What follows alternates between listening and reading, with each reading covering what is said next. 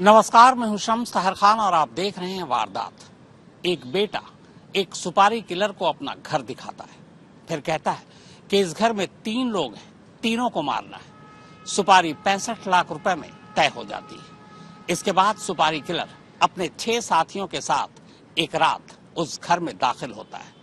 उस वक्त अंधेरा था। घर में दाखिल होने के बाद वो 3 की बजाय 4 लोगों को मार देता है। हालांकि घर में अब भी 2 लोग जिंदा हैं।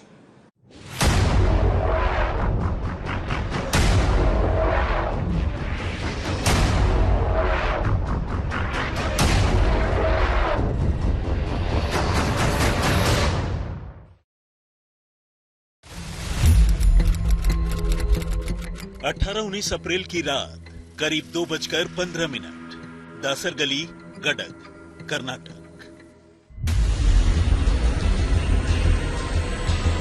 इस कॉलोनी में रहने वाले लोगों को अचानक एक घर से आधी रात चीखने चिल्लाने की आवाज सुनाई देने लगती है। ये घर किसी और का नहीं बल्कि गडग बेटागिरी नगर पालिका के वाइस प्रेसिडेंट प्रकाश बकाले का है। और चीखने वालों में खुद प्रकाश बकाले और उनकी पत्नी सुनंदा बकाले शामिल हैं। दोनों की चीख इतनी भयानक है कि लोगों को समझ में आ जाता है कि बकाले परिवार के साथ कोई न कोई अनहोनी जरूर हो रही है। आनन फानन में घर के बाहर मोहल्ले वालों की भीड़ जमा होने लगती है और देखते ही देखते पुलिस की क्विक रिस्पांस टीम मौके पर आ पहुंचती है। मगर जैसे ही पुलिस बकाले परिवार के इस मकान में दाखिल होती है, उसके कदम ठिठक जाते हैं। चंद मिनटों के अंदर इस घर में 4 लोगों का कत्ल हो चुका था। बकाले दंपति के 27 साल के बेटे कार्तिक बकाले और इसी परिवार के 3 रिश्तेदार परशुराम हदिमानी, उनकी पत्नी लक्ष्मी हदिमानी और उनकी 16 साल की बेटी आकांक्षा। लेकिन इतनी भयानक वारदात के बावजूद प्रकाश और सुनंदा बकाले की जान बच जाती है। असल में कातिलों ने जब इस घर पर धावा बोला तो बकाले दंपति ग्राउंड फ्लोर पर अपने बेडरूम में सो रहे थे, जबकि हदिमानी परिवार ऊपर की मंजिल पर सो रहा था। हमलावर सीधे फर्स्ट फ्लोर की एक खिड़की से पहली मंजिल पर पहुंचे और वहां सो रहे हदिमानी परिवार को टारगेट कर डाला। उनकी चीख पुकार सुनकर ग्राउंड फ्लोर पर ही अपने कमरे में सो रहा बकाले दंपति का बेटा कार्तिक भागता हुआ ऊपर की मंजिल पर गया, मगर बदकिस्मती से फर्स्ट फ्लोर पर जाना ही उसकी मौत की वजह बन गई। कातिलों ने उसे अपनी ओर आता हुआ देखा और उसे भी अपने निशाने पर ले लिया। ठीक हदिमानी परिवार की तरह ही कार्तिक पर भी कातिलों ने दांव या दराती जैसे किसी धारदार हथियार से वार किया और पलक झपकते ही उसकी भी जान ले ली।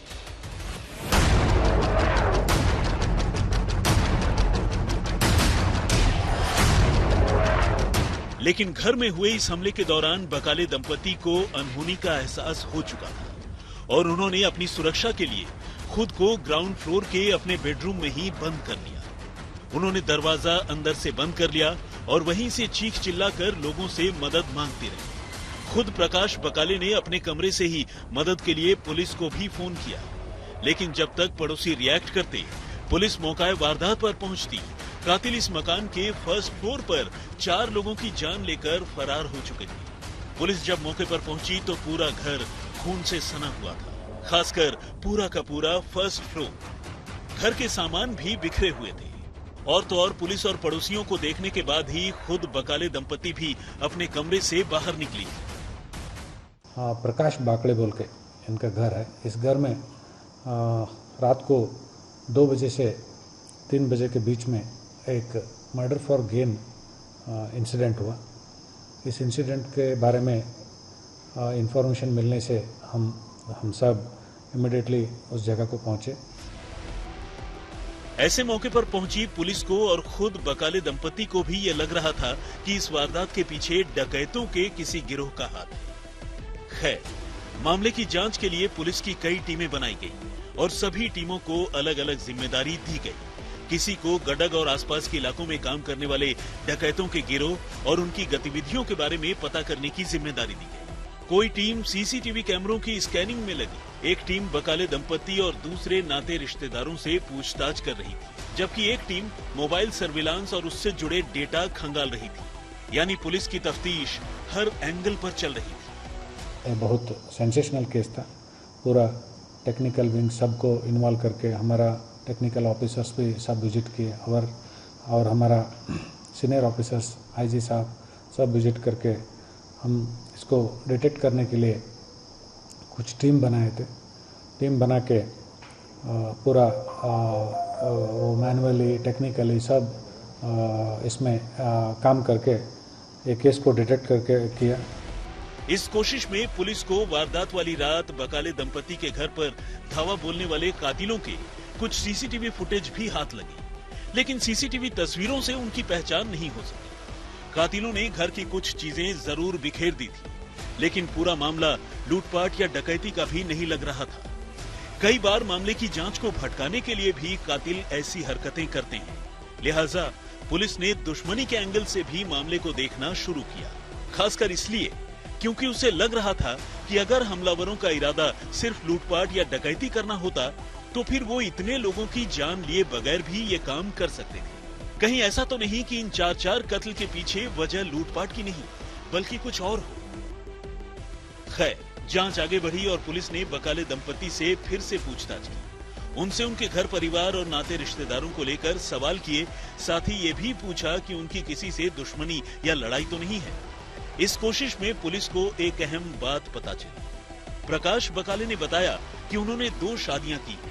सुनंदा उनकी दूसरी बीवी है, जबकि कातिलों के हाथों मारा गया कार्तिक उनकी दूसरी पत्नी यानी उनका और सुनंदा का बेटा है। जबकि बकाले को पहली पत्नी से भी एक बेटा है, विनायक, जो घर से अलग रहता है, क्योंकि विनायक की खुद अपने पिता यानी प्रकाश बकाले, सुनंदा और घर के बाकी लोगों से नहीं बनती है।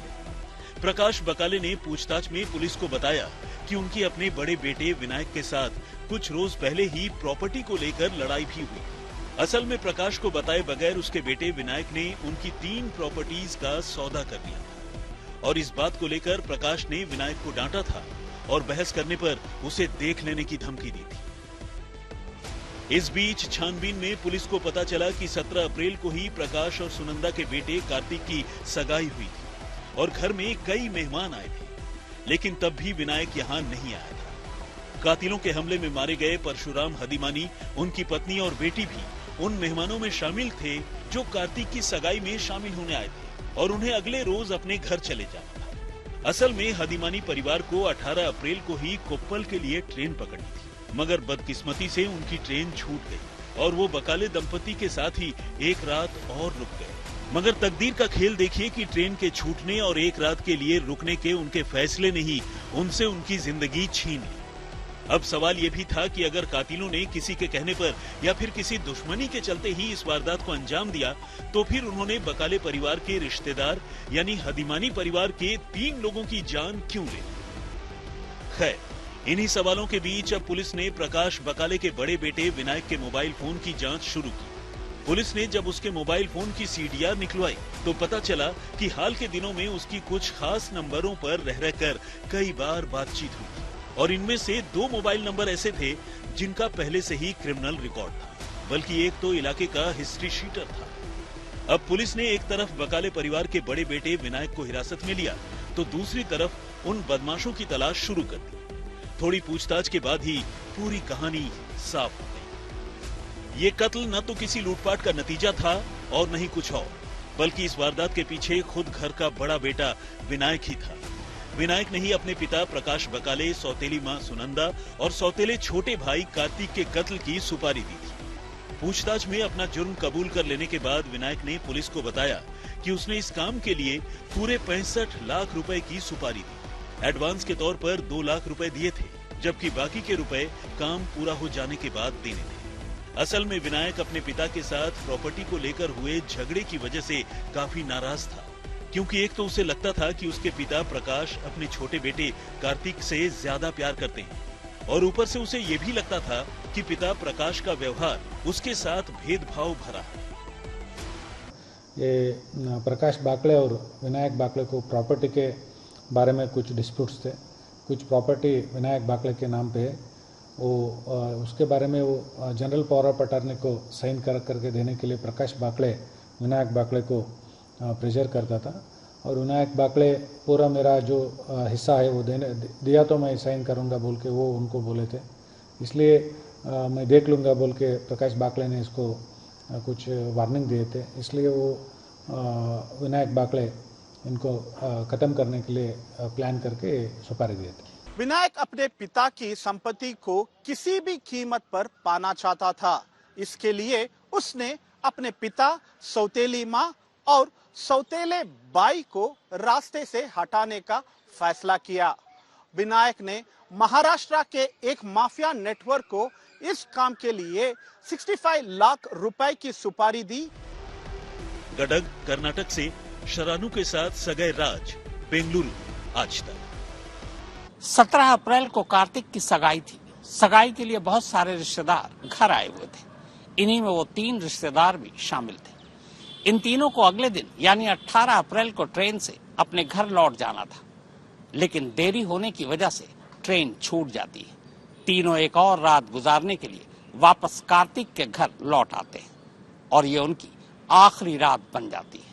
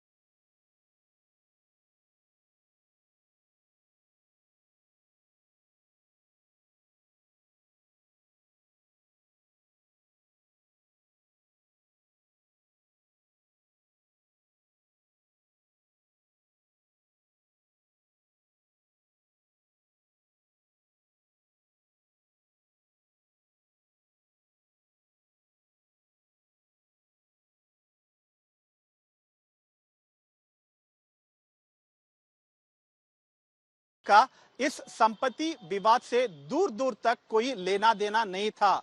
हत्या का असली मकसद मकान मालिक और उनके परिवार को रास्ते से हटाने का था, लेकिन सुपारी किलर्स ने मेहमानों को ही ठिकाना लगा दिया।